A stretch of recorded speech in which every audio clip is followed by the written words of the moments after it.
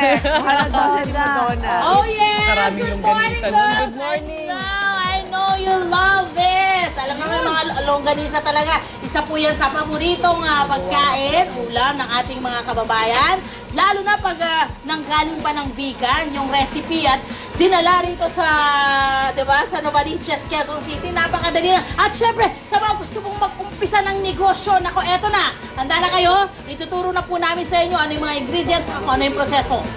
Let's do this! At kasama pa rin natin si Mommy para nga po simulan na itong pagbabind or pag-uumpisa ng ating longganisa. Ang gagawin na po natin ay longganisang Skinless vegan, longganisa vegan. Okay. Ang mga ingredients daw po ay syempre pa, meron tayong giniling na baboy na, no? Fresh mo yan. Nako, madaling araw pa lang daw po ay kinukuha na nila. Meron po tayong tinatawag nilang accord powder o yung tinatawag po nilang pang-binder. Mga mitas na lagay lang po ito, Nay. Sige. Okay, lahat po yan? Opo.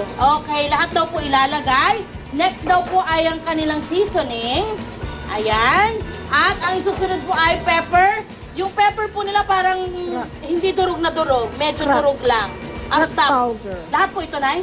Okay, lahat din pala ito. Ayan, at isusunod po natin ang kanilang anisado. Ayan. Ito daw po ay flavoring ng anis, no? Ayun. Naku, di mga bango yan. Yan pala yung nagpapabango. Next po ay ang washed sugar. Pwede po ba yung puti sugar o mas maganda talaga yung washed sugar? Mas maganda talaga yun. Washed sugar po talaga, Nay. Okay, tapos ho, isusunod na natin ang Bawang. pangtanggal ng high blood. Bawang. Lalagay po natin lahat. Saka po natin siya ihahalo, asin at ang kanilang chili powder. Tapos tayo saka na po ito hahaluin, Mommy. Ayan. Tulungan natin si Mami. Siyempre, yung proseso, gaya na nasabi ko po sa inyo mga kapuso, ginigiling po nila yung fresh na meat dito po sa kanilang sariling gilingan. Ayan. Ang ano daw po, ang skinless ay dapat mas pino ang pagkakagiling para mas mabind daw po yung karne. Kasi pag medyo may chunk yung karne, medyo hindi po magbabind. Yung chunk daw po ng yung may konting chunk ng meat ay para dun sa longganisa na regular na nabibili po natin mga kapuso. Tandaan po natin mga kapuso, nag-umpisa lamang ang kanilang negosyong ito sa halagang 300 pesos at napalago na po nila itong kanilang negosyo mga kapuso dahil magkano lang naman yung ating baboy.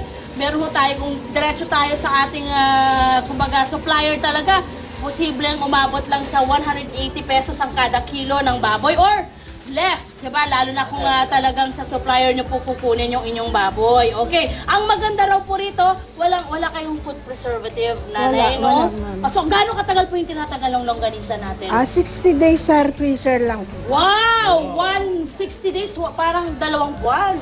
Okay, pero nasa freezer po yan, mga kapuso. Ayan. At syempre pa, kailangan daw po, ang sikreto daw po, dapat sariwa yung baboy. Para talaga, kasi pag hindi sariwa na yun, nangangamoy yung mangangamoy talaga. Tsaka kawawa naman yung inyong mabebentahan, mga kapuso. Ang benta raw po nila ay 140 kada dosena, tama, Nanay? Sa inyong skinless. Paano po yung vegan? 130 po, ma'am. 130. Kung may magbibenta po para sa inyo, halimbawa reseller po, magkano nyo po ibinibigay? Ganun yun. Ganun din. Yun ang wholesale price nyo. Wow! Ayan mga kapuso. Siyempre pa, kagaya na nasabi namin sa inyo kanina, yung pong ginagawa nila na longganisa na normal, yung hog casing. Ayan, meron din daw po silang supplier na nakukuha. Okay, eto na po at gagawin na po namin. Tinitimbang, ilang grams po yan? 40 grams. 40 grams. Okay, 40 grams. At syempre, ibabalot po nila ito dito sa plastic. Ayan. Kuya, ate at mga kuya, mga kasambahay, tinatanggal po ito ha, yung pinambabalot ha, pag kayo po ay nagluluto. At syempre, perfect kung tubig lang muna bago hayaan nyo lang magmantika yung inyong longganisa. Yan po muna ang update namin. Syempre, tutok pa rin po kayo dito sa inyong nag-iisang pambansang morning show sa Pilipinas. Unang Hireta kay Ngales.